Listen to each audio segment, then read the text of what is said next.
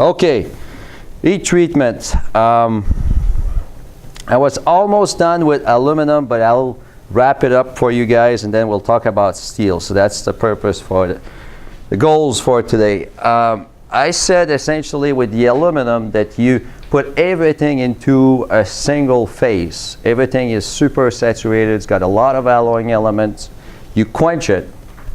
And we haven't really talked. There were other people asking me about the quenching process. Depending on the alloy you have and the type of sections, you may have to quench it in water or in a very conductive media. But a lot of time you're able to do it in oil, or you can do it in some of a steamy environment that is actually less problematic for distortion. So it depends on the alloy, how much time you have to take what you have at high temperature and freeze it without inducing the transformation. The little rule of thumb, especially for steel, is the more alloying element you throw in to steel, the more time you have to cool it down. So it's really one of the advantages. You use the alloying element for the properties after all the heat treatment, but just the idea of being able to cool it down slower is a great advantage. Going back to this aluminum, there's something I said about if you have these very fine precipitates, the dislocation can go right through it. So you get some resistance, but it's not the peak resistance. So somewhere in that range between the low temperature and the higher temperature is where you have semi-coherent precipitates, and you develop these strain fields around the precipitate that make them look bigger and that really start repulsing the dislocation even before they get to it. So that's really how you maximize your condition. So in terms of nucleation and all the business here, I'm making this very general because there are processes, again, that don't involve as much of a reduction in energy, but they essentially are stable at higher temperature. So this is the N1 curve. So you can form a precipitate here. It will drop the overall energy, but not as much, but it will drop it, and it requires a lot of movement, a lot of diffusion to reorganize the crystal. So you get a peak activation at a higher temperature. When you get too low, you just can't get as many atoms to organize themselves together. It's too big of a condition. So that rate is going down, and that's why you have these steps on that curve here, where the very, very fine ones are typically the low temperature one. They correspond to a lot of gain in terms of reduction in energy, and also it involves just a very little movement.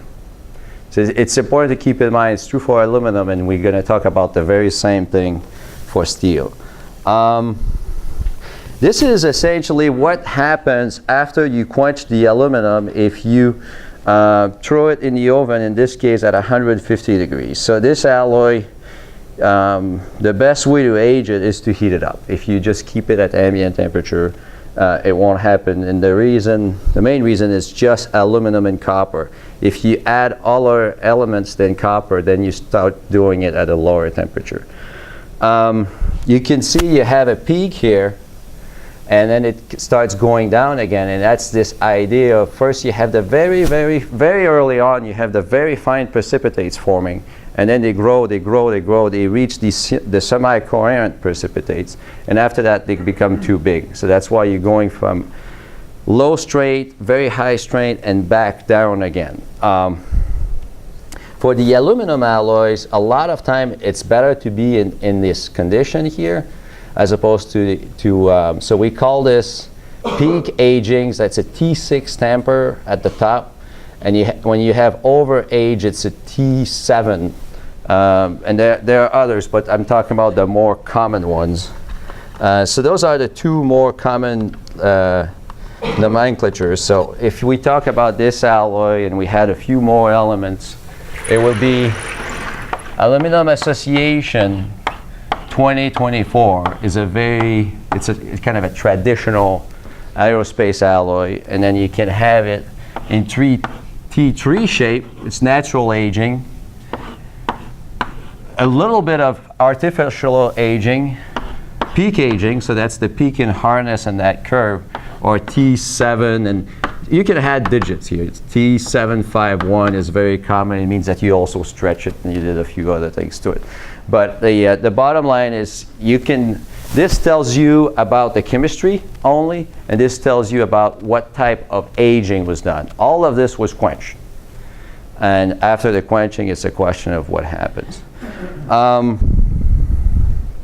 ran these experiments when I was a grad student. That's probably why I like to talk about it. It was exactly, well, no, it's a pure alloy, so I was using 2524. This speaks pretty much to the allowing the alloy element that will provide the straightening. So between those two alloys, you have just about the same straightening. The difference with the 25 here, it's higher purity, so there was less iron and other contaminants, manganese, in the microstructure, so fewer precipitates. It doesn't change the yield strength, it changes the lot, the fracture toughness, and other characteristics. Because when we're talking about precipitates, these are, again, semi-coherent. They are a special chemistry. When you have particles just from the oxidation of the melt, they don't help you in any way in terms of straightening because they are not coherent with your crystals. They just sites to start these voids that we also talked about in the last class. So they don't have any advantages, but they're there. So a precipitate is, a lot of people will call it dispersion straightening, and that becomes, it seems a little more intuitive that you're talking about something that's intended, as opposed to precipitate, which can be an inclusion or something that you wanted to have. Anyway, what I was going through here is if you compare an alloy that's a T7 with a T4 or something that is not exactly to the peak here, you see this effect of the strain hardening that I've been talking about. When you're below the peak, you're more in a situation of semi-coherent. You have distortion of the lattice around the dispersion particle, and you get more strain hardening. So more strain hardening when you do a scratch experiment. So this is essentially, and this is something here that Steve is working on for his thesis. You just take a conical indenter and you grab it and you do a scratch. You plow the surface with it, and what we're looking at here is a profile of that plowing after you're done. So you have, this is the shape of the conical tip that's embedded in the material, and then you're piling up material on each side. What you can see between those two runs, it was the same hardness. People think of hardness, well, the resistance of the material to penetration, but we did these tests using this condition here and this condition to have same hardness, but you see the difference in pileup. And the reason for that is when you have the semi-current particle here, you favor an increase in the yield strength as you keep deforming. So when you're looking at the flow curve, so if I have stress over the strain, and I have semi-current particles, so if I start to yield, I'm going to go higher here. So this will give you less of a pileup. It's this condition as opposed to a condition where, say, you go higher initially, but then you taper off this way. It's the same chemistry, same everything. It's just the difference between having a dispersion that is very semi-coherent and it's creating distortion in the lattice as opposed to something that now is becoming more incoherent. It's still providing strength. It's just a difference in terms of strain hardening. You can see some implications here in terms of wear resistance. If you're looking for a good wear resistance, cemented carbide or other similar materials, what you want to have is high strain hardening because you're minimizing that pile up here. So you have less material that the other scratch can remove by consolidating the surface, keeping it as flat as you possibly can. All right, so we were almost done with all our discussion, and now I want to wrap it up to talk about why do we care about dislocations and why I keep talking about it without. The problem is I can't show you easily a video of dislocation. Actually look for it. And I think it's coming up. You know, with molecular dynamic, that's probably the area where I should be looking at. It's refined enough at this point that you could actually do that. I just haven't really researched that venue. Anybody is doing it? Looking at dislocation with molecular dynamics? Okay. We have one nuclear engineering person. Yeah. I do experimental work, but I work with some people who do that. So. Yeah. Is Professor Yip still active somewhat? I don't know how active he is. He's so inspiring in terms of the molecular dynamic stuff. Okay, a dislocation, we show it always as a line. Well, let's get through this first because it's a linear defect, which means that in this place in the material, I have that extra plane or half plane. So if I measure this up on top, it takes less space for all my crystallographic plane than it takes at the bottom. What that means is if I want to start moving that little plane, I can do it atom by atom. So through the length of this, I can start switching the position of this plane and change the link of where it's connected primarily with very low energy. All you need is some form of an overall driving force, a shear force. So every time the atom jumps, overall it will jump the way you want it to jump. It's a very low energy process, and really, if by the time you have dislocations, if you don't have any resistance, if this was completely pure alloy, it will just keep moving back and forth because it's just very energy associated with that movement just by thermal activation. The reason why it doesn't do it is even when you start a crystal, you always have multiple dislocations, and there's going to be one on the way of the other, and that's why you really need a driving force to move these things and get a macroscopic strain. You can make crystals, and I mentioned that before, that have no dislocations whatsoever in terms of a whisker. And in that case, yeah, you need a lot of energy to start deforming it because you'll have to nucleate a dislocation on the surface or at a certain location. That takes a lot of energy. It's not already there. In a normal crystallization, you'll have these dislocation in anyway, because it will go through the process all of a sudden, oh, well, you know, we have these extra items, let's just throw them in, and we start having a dislocation. What is the almost common to all of this is it's actually a loop. It doesn't just go all the way from one side to the other. It's a loop, and when you sum it up all around, it means nothing. So you can essentially have these dislocations and overall have the same behavior at a remote location. In the same manner, you can start a new dislocation from nothing in the bulk. But what you typically do, and that's the dislocation multiplication stuff. So what you do is you have a loop that is on another plane that's branching to a loop that is, say, in the plane that we have the highest shear. So these points here don't really want to move because this is in an inactive plane. So you have this portion of the dislocation that keeps stretching and stretching, and eventually get big enough that it's just rejoined and starts as its own independent loop. And that's the Frank Reed sources that allow you to generate a lot of dislocation just from one. It just keeps popping out from there because you're keeping one part of it in one plane that's inactive and the other one in what happens to the dislocation is they stay in the sleep planes because the distance between the atom is less, so having them there corresponds to less energy. So there is a lot of physical metallurgy that we can't go through all the details, but I do want to point out a few of these things. That's how you multiply the dislocations. And then in order for them to recover, you need a positive to meet with a negative. And that's only going to happen, and statistically, it's only going to happen if you can allow for some movement, because lots of times you're going to have a positive here and a negative that's going to be a few planes down. They're not going to be exactly on the same plane.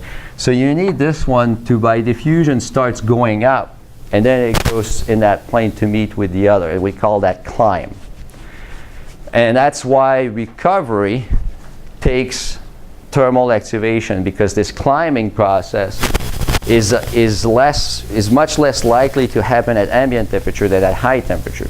Now, we talked about that even at ambient temperature, you take steel and you deform it to 300%, 500%. Eventually, you have so many dislocation that they will start to recover, but they have at that point very short distances to travel because they're everywhere. So just this idea that you have a lot of loops, to create them, you can do it relatively easily at ambient temperature. When you reach the yield strength, that's what's happening in your material. To recover them, the reason why temperature is more important is this climbing process and other processes. I'm really just giving an overview. I haven't even mentioned that we have two main types of dislocation, but I think at this point it's about as far as I should go for everybody. Anybody has a question about dislocations? Or about what I've talked about with the aluminum alloy, because I'm just going to an example now. So I'm going to, all right. So the example I decided to bring in, this is interesting because I worked on this project even though I'm a foreigner. So they had all sorts of way to get some form of approval. This is to essentially look at stuff that I don't know what they were looking at, but defense work and all sorts of things. It's out here in Western Massachusetts. It's this big antenna radio telescope. They call it, in a structural sense, they called it a ditch. Because once you go, this is just to protect it against the environment. When you go under, it's really this cup that is focusing all sorts of signal coming from the space, and it's essentially being collected on the other side. There's just a little detector there. What happens is the rate of magnification or the efficiency to collect these waves coming in is dependent on how perfect that sphere is. Now it turns out the sphere is about 200 feet in diameter, so to keep it perfectly round is very challenging. And the other aspect is this whole cup needs to be able to move in all directions to decide where they're collecting the signal from. So it's on track. This is on this post here that you see the yoke. So the yoke allows you to rotate up and down, and then the whole thing is on track to move this way. So there's a lot in terms of trying to make this as stiff as possible, so when they start moving, they don't have to readjust all the little they have some adjustments, but they don't have to readjust all the suspension to get a perfect sphere. The less adjustment they have, the better off they are whenever they go from one orientation to the other. If they do this, they go all around. So there's a lot going on in terms of making this back structure as rigid as possible. At the same time, if you make it really, heavy sections, you need a lot more hardware. It keeps increasing as far as your support on the ground to hold this. And there's always weight per se is not as much of a criteria, but at the same time, the more you keep adding weight, if you're trying to make this out of concrete, because we talked about concrete quite a bit, you need such a foundation, things will just start moving, and it won't be realistic to have these bearings and to be able to do all these adjustments. The idea of having an aluminum frame is attractive in terms of erection, just getting a crane to move the stuff around. In terms of all the mechanical systems, in terms of longevity, you don't have to worry about just the environment all of a sudden creating these reactions. And the downside is we know aluminum is only 1/3 of the stiffness of steel for the same section. So you have to take all of this into account, and it's not that clear if there were some steel components in there too when you came to the very, very core where the forces were the highest. But the interaction between them, then you have to be careful because you can't connect them directly, steel to aluminum. So I was working on the primary ring here, the torque ring they called it, and one of the issues was that this is completely separate. This is, I think it's a speed bike or a speed track automobile. You have a lot of connections coming to a single point. They call it a node. And when you look at this one, this is acceptable if you don't have a lot of stress demand creating fatigue. Because these connections here, you essentially have welds that are perpendicular to the main load, and that creates a lot of stress concentration. It works in the direction of the residual stressors, and we'll talk about joining just a little bit later. But this is essentially something you can do when you're not too worried about fatigue. I mean, if this cage is going to be used once in a rollover, and other than that, it doesn't have any significant load on it, you're fine. But if every time you use these joints was to apply a load creating some local yielding, it will crack in fatigue very, very quickly. So the way to design the connections is like I have here, where you use gusset plates. It's used in some of the space components. It's used on bridges. It's used on cranes. It was used in that antenna project that I worked on. So essentially, when you take the tube, you notch it so it becomes just a section on one side. You have the other one here. And you insert the plate in it. The advantage is you can put your welds here along the length, and they primarily loaded in shear as opposed to tension. So it's just it's a connection detail. It's not, the main purpose here of what I'm trying to get to, but I essentially want to stress out that if you're dealing with aluminum, you have to worry about the joints. It's very nice to have this straightening factor from the dispersion that you put on, but as soon as you remelt the alloy, you lose everything. It's all gone. And the best example I have, this was for a project. We were doing a failure investigation. It was a big structure on top for all the lighting system and the speakers for a show in Atlantic City, and it was during preparation, but the whole stage came down, and somebody said, well, what happened? Well, they didn't really think about this reduction factor from, in this case, the yield strength is the minimum specified for the alloy, 60-61. It's actually very common. It's also what was used for the antenna project, because it's very good for welding. At the same time, you do have the reduction in strength, so it goes from a minimum of 40 KSI down to 15 here. And that's why you want to make use of this joint when you insert the plate. You have a long distance for that weld, so even if your strength is reduced, the stresses are much lower also. So you're able to make these connections and make use of more of the capacity. The biggest issue we had in the antenna project, these plates I was talking about, we call them gussets, was to connect the gussets together. Because you can start thinking, if I take 10 plates and try to put them in different orientation, now I come up with all sorts of weld between them that will be in tension. Granted, they're much bigger, but what you need to do with these welds, you try to make them a complete penetration welds. That are able to take these cyclic loads, tension and compression, but it's very difficult to make it, clean it, because you're supposed to say you make it from one side, you're supposed to come on the other side and back gouge, clean it, so you don't have any leftover defects. and then you have to inspect them. So all of that, at one node you have 10 different orientation coming in, it becomes sometimes almost impossible. You almost have to spread it into 2 nodes that are next to each other, which the designer doesn't like to do. So it's a compromise between the engineer doing the joining detail and the one that does the force analysis. Yes?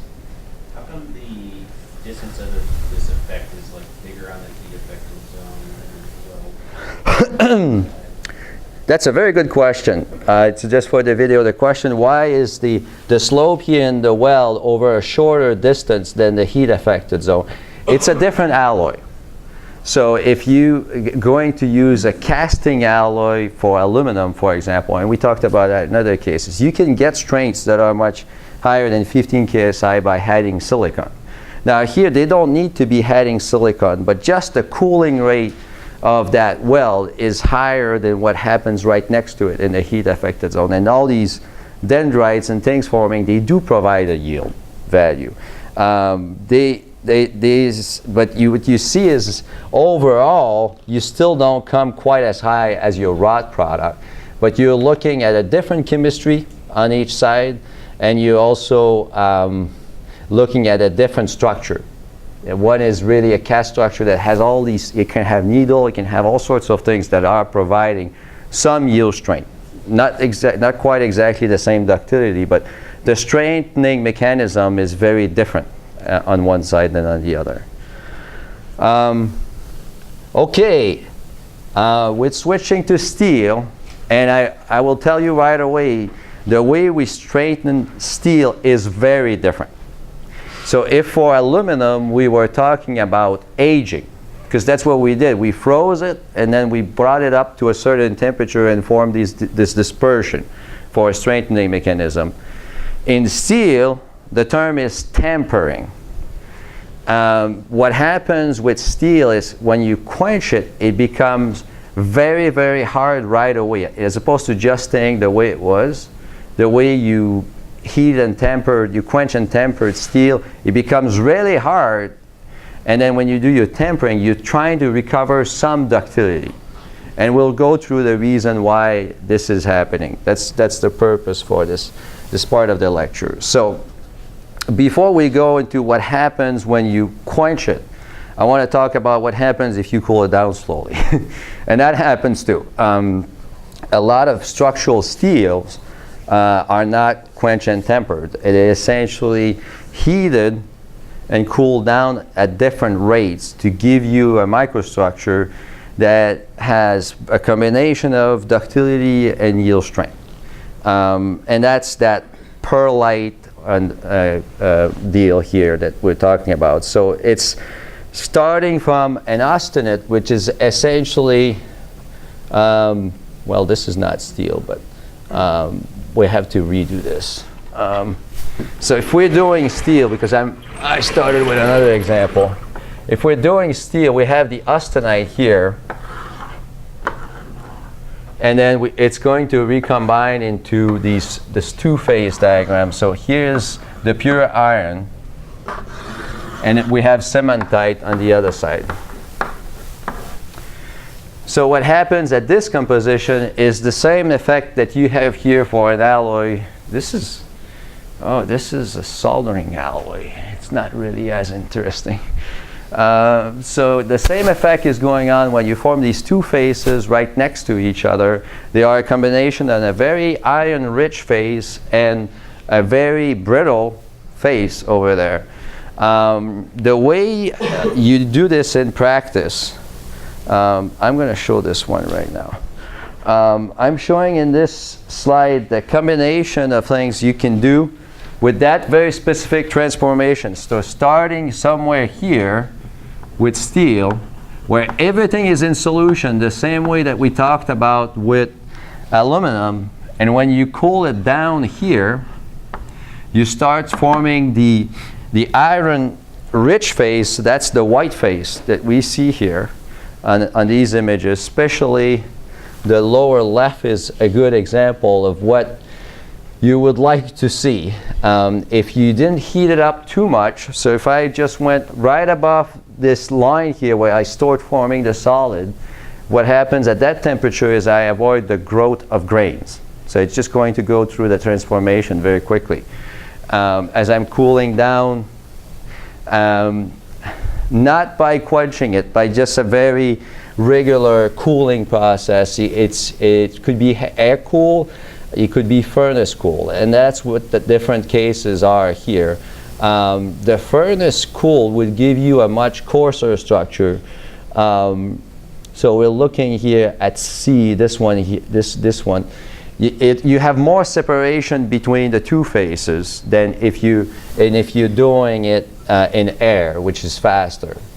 The upper image here, the upper left, gives you what happens if you heated it too much. So if I was right here, the advantage is I get everything in solution a lot more quickly. At the same time, I start having grain growth. And I end up with a microstructure that's really not quite as optimized. Fine grains are really good for strain hardening, and they are also good for low temperature fracture toughness. So in a normal situation, you try to be in this lower left image because you combine the fine grains and you still have a good yield strength because everything is so small and tightly spaced that you have a higher yield strength than in this microstructure here. So what happens when you air cool as opposed to furnace cool is this distance between the different layers that you're building is reducing. So there's less space for the dislocation to recover. There's going to be more hardening as it starts to deform in the individual layer here. So overall, that's what happens in the treatment of steel. You normally don't have the exact composition of this we call it the eutectoid. It's almost the same as an eutectic, except the difference is you're starting from a solid phase going to solid phase as opposed to the liquid like the slide showed with the soldering alloy. So I wanted to essentially bring this up to you because steel is so common. And what happens if you go through all this treatment with a low carbon steel and you end up with this fine microstructure here, if you go out and build a bridge, you start welding and doing all sorts of treatment around it, it will still remain a relatively ductile microstructure because even when you weld and let it cool, it's not really going to quench it. So it will always remain some form of a combination of this iron-rich phase and this cementite. It's a big advantage because you don't have to go back and try to do a heat treatment on the whole structure. So steel is forgiving. Structural steel, relatively mild steel, is forgiven in terms of welding because it doesn't really go through a quenching process. Now, the other aspect that we're going to talk about is a lot of times we end up adding alloying elements to this iron and carbon alloy, and that's where you start having other types of transformation, and we talked about tempering here, and that's what we're going through in more detail. So this is just a general idea that I've expressed to you in terms of if you're going to need diffusion for a process, it will happen more easily at a higher temperature. So we'll talk about the growth rate here of a given phase you're forming is happening a lot faster at high temperature than low temperature. The nucleation, on the other hand, there's more driving force to nucleate at low temperature because the lower the temperature normally means your phase is the more and more unstable. So it's willing to move into a higher energy state and still be favorable in terms of overall energy. And that's what happens in the quenching. In the quenching, you go from this phase that's face-centered cubic. It's very compact into this a tetragonal shape that has more internal energy and disorganization, but at the same time overall you're reducing the energy, so you're willing to do that.